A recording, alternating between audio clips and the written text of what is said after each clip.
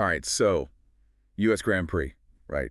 Everyone ready for this? Oh, absolutely. The energy is electric. It's going to be a wild weekend, that's for sure. No doubt, no doubt. And you know what everyone's talking about? That championship.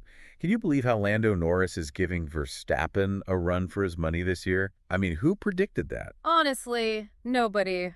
Verstappen seemed untouchable, but Norris, he's on fire this season. That win in Singapore, game changer. Totally. And the standings reflect that too, right? Yeah. What's Formula1.com have them at now? Verstappen's still in the lead, of course, 331 points, but Norris is right there, nipping at his heels with 279. It's anyone's game at this point. And you can't talk about Norris without talking about McLaren, what they've pulled off this season. I mean, talk about a comeback story. It's the stuff of legends. 2 years ago, they were practically invisible. Now they're a serious threat. So what's changed? New drivers, sure, but is that really all it takes? That helps, but the real difference is the car. They've made some serious strides on the technical side, especially with their aerodynamics. Aerodynamics, huh? That sounds a bit, I don't know, technical. Break it down for me. Simply put, it's all about downforce. They've designed this diffuser, that's the part of the car at the back that looks kind of like a wing, and it's generating an insane amount of downforce, especially in those high-speed corners. Okay, and more downforce means. More grip, more speed, more control. It allows the drivers to brake later and take corners faster. Remember at the Japanese Grand Prix a few weeks back? Oh yeah, how could I forget? Verstappen might have taken the win, but there were times when Norris was actually setting faster lap times. That's the diffuser advantage in action. Wow, so it's not just about horsepower anymore. It's about strategy and engineering too, right? Like how do you maximize the car's potential within the rules? Exactly. Formula One is a chess match with cars, remember? And every part of the car, every decision the team makes can mean the difference between winning and losing. And speaking of strategy, let's talk about that undercut McLaren pulled on Verstappen in Singapore. Brilliant, wasn't it? It looked intense, but I have to admit, I'm not entirely sure I understand how it works. Can you walk me through it? Sure. So picture this. You're trailing behind your rival, and you decide to pit early for fresh tires. Okay, makes sense. Fresher tires, more grip. Now, while your rival stays out on their older, slower tires, you push like crazy on those fresh tires.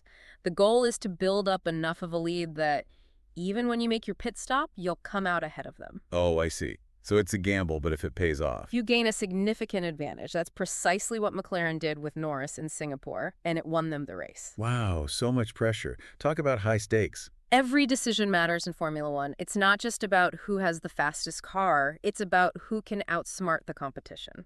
I love it. So aside from the obvious nail-biting championship battle, what else has got you fired up for this weekend? Well, for starters, Mercedes is bringing a seriously upgraded car to Austin.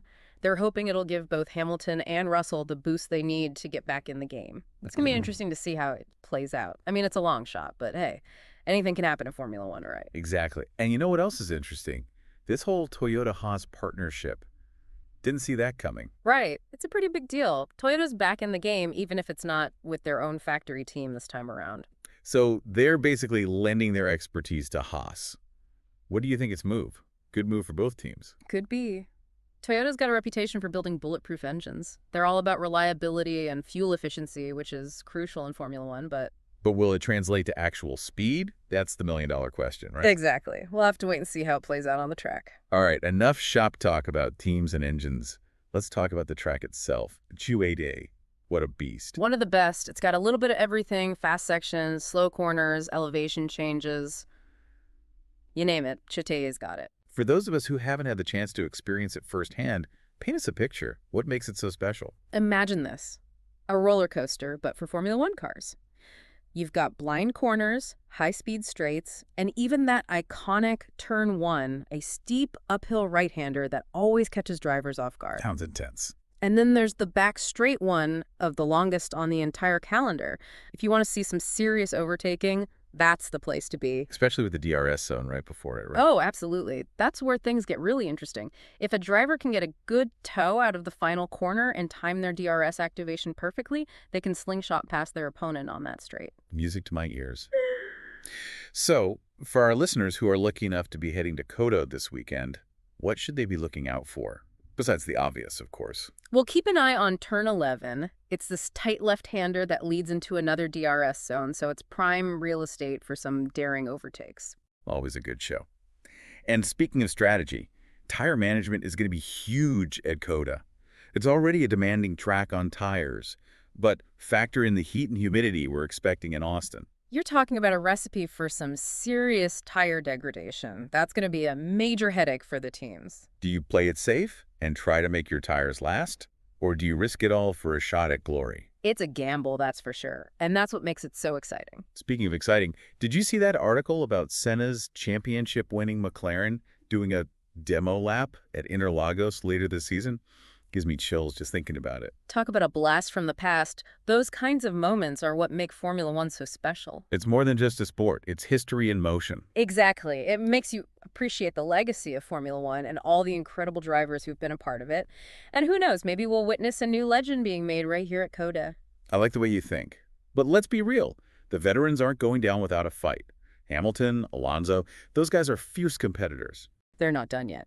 And with the championship so tight this year, they could still have a big say in how it all shakes out. Remember, every point counts. Speaking of points, let's take a quick peek at the standings, shall we? All right, so Verstappen's still in the lead, as we said, But Norris is breathing down his neck. Exactly. And don't forget about the double points on offer at the final race in Abu Dhabi. That could really shake things up. Double points. Oh, man. That changes everything. It does. It means that even if Norris trails Verstappen going into Abu Dhabi, he could still clinch the championship if he wins the race and Verstappen finishes lower down the order. The tension is killing me. And we can't forget about the other contenders. Leclerc, Sainz, Hamilton, Russell. They're all still in the hunt for those precious championship points. It's anyone's game. This is what it's all about, folks. Edge-of-your-seat action right down to the wire. But, we've talked a lot about the drivers, the cars, the tech. But what about the fans? What about them? They're the heart and soul of Formula One. And let's face it, this sport has got some of the most passionate fans in the world. No doubt about it. It's incredible to see how much this sport has grown in popularity over the past few years. I mean, you see Formula One fans everywhere now. So what do you think it is? What's drawing all these new fans in? It's a combination of things. The racing itself is just so captivating. Those high-speed duels, the incredible skill of the drivers, the strategy. It's all very exciting to watch. But it's also the human drama, The rivalries, the triumphs, the heartbreak. Exactly. People connect with the drivers, they root for their favorite teams, and they become invested in the stories that unfold both on and off the track. And social media has definitely played a role too, right? I mean, back in the day, you only saw these drivers on race weekends. Now they're sharing glimpses into their lives, their training, their personalities. It makes them feel more relatable, more human. You're not just cheering for a name on a car anymore. You're cheering for a person you feel like you know. Exactly.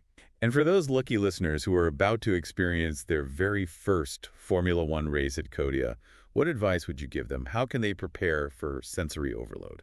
Well, first and foremost, wear comfortable shoes. You'll be doing a lot of walking. COTA is huge. Like bring your pedometer huge. Seriously. You'll be racking up the miles without even realizing it. And don't underestimate the Texas sun. Essential tip.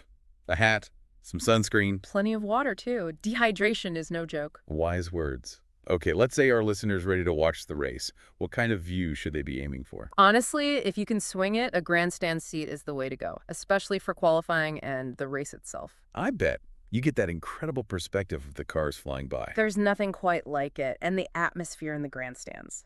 Electric. You're surrounded by die-hard fans, everyone's cheering, the tension is palpable. I can only imagine. All right, time for some bold predictions. Who's taking home the trophy at COTA? Oh man, you're putting me on the spot. All right, if I have to choose, I'm going with Verstappen for the win. He's got a great track record at COTA, and that Red Bull is looking mighty strong. Solid choice. But I'm feeling a bit rebellious today. I'm putting my money on Norris. Ooh, spicy. I like it. He's on fire this season. And you know what they say, momentum is everything. Plus, those McLaren upgrades are no joke. You've got a point there. For a wildcard prediction, I'm going to throw out Fernando Alonso for a podium finish. The ageless wonder. Never count him out. He's like a fine wine. Just keeps getting better with time. Love it. All right, before we wrap things up, any parting words for our listeners as they gear up for the U.S. Grand Prix? Soak it all in. Formula One is more than just a race. It's an experience. Enjoy the atmosphere, the excitement, the sheer spectacle of it all. And who knows, maybe we'll bump into each other at the track. Couldn't have said it better myself. Oh. All right, folks, that's a wrap on this week's Deep Dive. Until next time, keep those engines revving.